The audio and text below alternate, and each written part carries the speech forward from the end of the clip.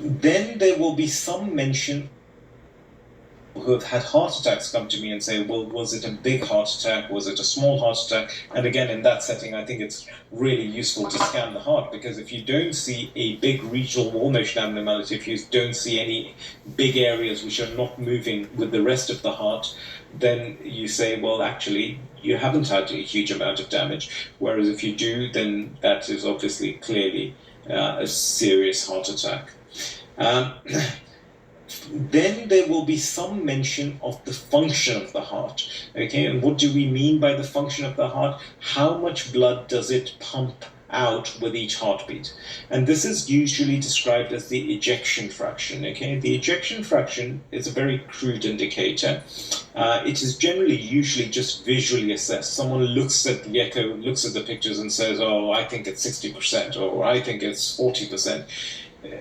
You can make a more accurate estimate by tracing the outline on the screen of the ventricle when it's at its widest point, when it's at its narrowest point, minusing one from the other, and using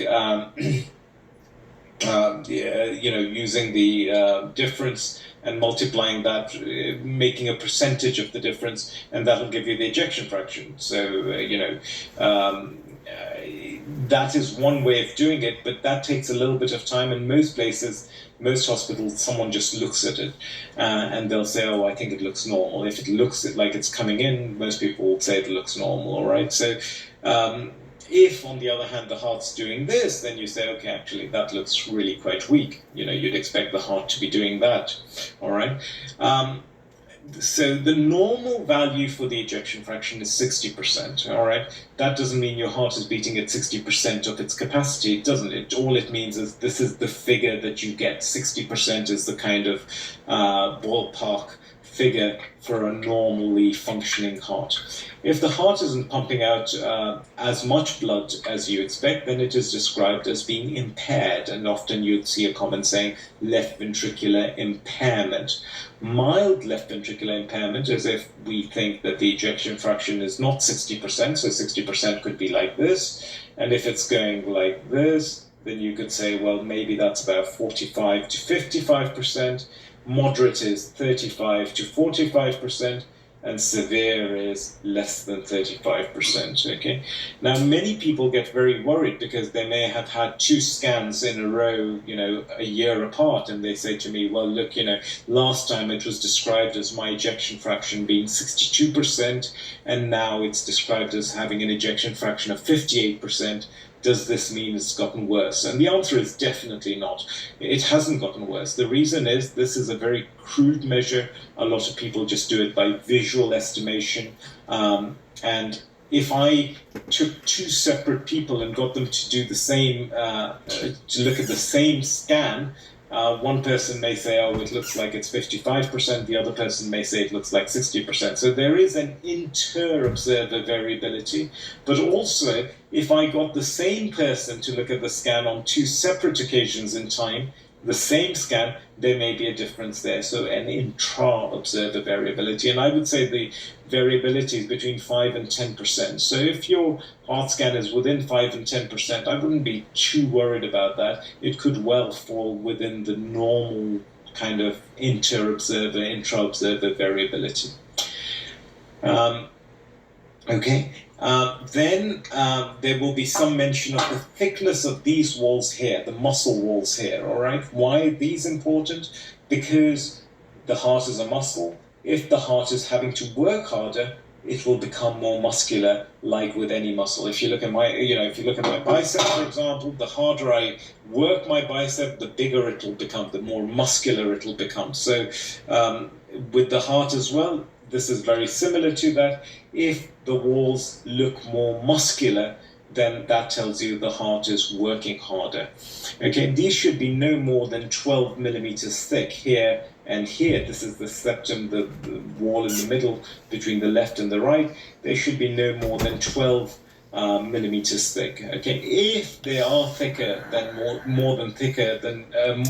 if they are thicker than 12 millimeters, then this is described as hypertrophy, so left ventricular hypertrophy.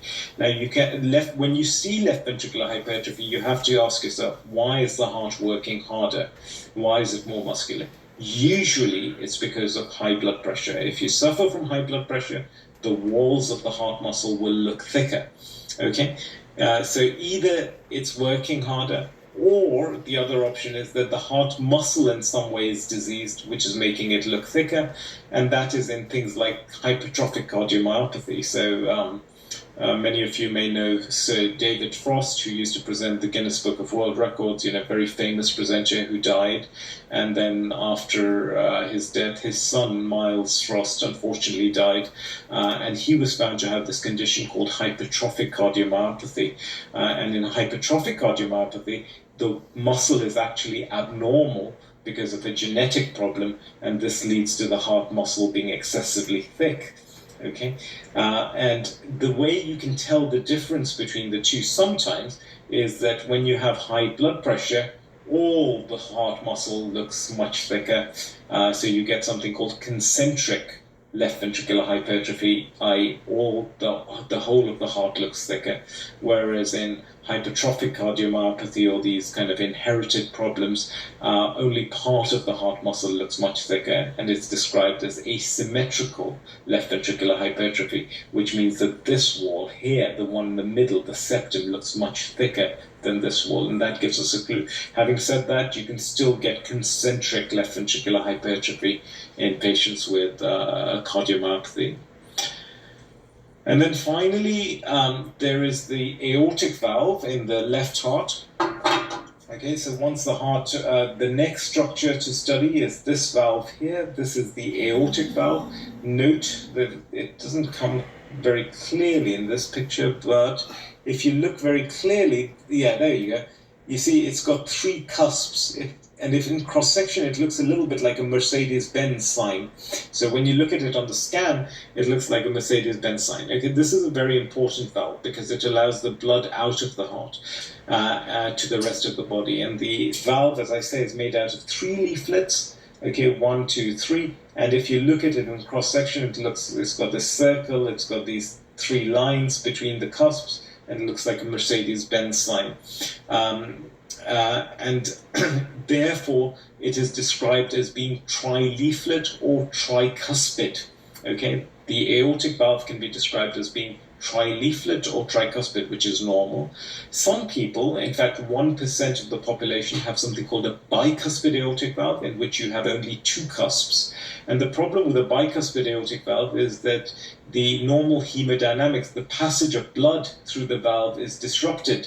It's not as streamlined because of this abnormality, and therefore this valve can start getting narrowed or leaky with time. So if you have a structurally abnormal valve, it's important that someone keeps an eye on it every so often after a few years, just to make sure it's not becoming leaky or narrowed. And a small number do get worse. And if they get worse, then the big problem with this valve is, because it's actually allowing blood to the rest of the body, if it becomes excessively narrowed or leaky, then a lot less blood is going out of the body, and this could cause a reduced blood supply to the vital organs, which can then cause symptoms of breathlessness, chest pains, blackouts, and at that point it obviously needs correction. But if you have a trileaflet valve, then it's highly unlikely that this will be a problem in a young age group. But of course, because this valve sees so much, the pressures are high. As time progresses, many of them can actually narrow with time. So we do see a lot of people with narrowed aortic valves in old age. But generally, if we see it in young age groups, it's largely because they were born with either a bicuspid valve or sometimes something called a quadricuspid valve, where you have actually got four cusps. So if the valve is abnormal, if it's bicuspid or unicuspid or quadricuspid, then it's really important that someone just keeps an eye on this. But if it's described as tricuspid or trileaflet, then you can be reassured that your valve is structurally normal. Again, the valve will be described as being thin and mobile. And again, if it's described as being calcified or restricted or thickened, then it's important that someone just keeps an eye on it to prevent it from getting to ensure that it doesn't get worse. Unfortunately, there are no medications that stop it from getting worse, but it is important just to keep healthy and to, get regular exercise, because we know that those are good things regardless. All right. Again, the valve can, apart from being narrowed, it can also leak, and a trace of leakage we see, and that doesn't worry me. But if it is moderate or severe, I think it is important, because if it's moderate or severe for the same reasons as this valve, blood leaks back, less blood goes to the kidneys think you're dehydrated, they absorb more water to try and restore the volume of blood you have. And you can get into this vicious cycle where you're absorbing more, you're getting more volume, but more volume is leaking back. This causes the ventricle to get bigger and bigger, and it can lose its elasticity. And if it loses its elasticity, then you cannot be guaranteed that actually, if you repair the valve, that elasticity will come back. So that's the other thing. So those are the main things that will be commented on your echo report. The left atrium, the mitral valve, the left ventricle, and the aortic valve. Okay, and this is it for the left heart. This is the information that your echo report will have. I hope that you will find this useful if you have an echo, to make sense of the echo report. But in general, if your left atrium is normal, if your mitral valve is nice and thin and is not any more than mildly leaky, if your left ventricular walls are not more than 12 millimeters, and your left ventricular function is described as good, ejection fraction 60% or something like that, and your left ventricle doesn't look enlarged, and you have a normal trileaflet aortic valve, then that really tells you that your left heart is structurally normal. And if your left heart is structurally and functionally normal, your prognosis is very good. All right. So as this video contains quite a lot of heavy info, I'll do a video on the right heart on Wednesday. And I'd just like to finish by saying thank you so much for listening and watching my videos. I'm trying very hard to answer all your questions, and perhaps I'll try and start answering them in videos soon. My subscribership has dropped recently, and I would therefore really be very grateful for any support you can show my channel by sharing, liking, and commenting. It's soul destroying, when you wake up and you think, oh, my, subscribers have fallen by 100 to 200, and it's a horrible feeling, because this is one of the few things that really motivates me and keeps me enthused and keeps me energetic. So I'm very grateful for everything you do for me. I gain as much out of it as I hope I give you. So thank you so much. Many thanks. Have a great night. Bye.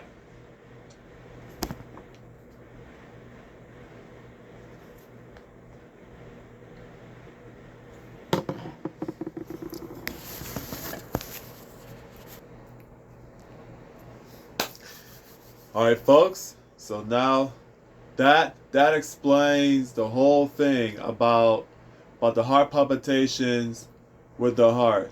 That talks about the valve and this inside out stuff.